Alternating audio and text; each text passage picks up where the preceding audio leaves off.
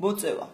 ეს გახავთ ერთ-ერთი აქტუალური თემა დღესდღეობით. მინდოდა მეთქვა თამბაქო, მაგრამ მე გამახსენდა, რომ 90% ეს გახავთ დანამული თამბაქოს არომატში, ფუჩეთში, რომელსაც ვეწევით. თუმცა საინტერესო არ გახავთ ის, საინტერესო არის ის, თუ რატო ვეწევით უმრავლესობა მას საქართველოში. პასუხი ძალიან მარტივია, იმიტომ რომ ეს გახავთ თვით დამკვიდრების ყველაზე დამახინჯებული ფორმა. ყოველ შემთხვევაში, ჩემ პერიოდში ასე იყო, იმიტომ რომ მეც მსგავსი გაგების მსხვერპლი ვარ, იმიტომ რომ 16 წლის ადამიანს არასდროს არ გაუჩნდება თამბაქოს მოხმარების დამოუკიდებელი სურვილი. თუ მასზე რაიმე გარემო ფაქტორები არ მოქმედებს. ეს გარემო ფაქტორები აგრეთვე გახავთ ჩვენივე დამახინჯებული გაგება მოდასთან და სვეტგობასთან დაკავშირებით.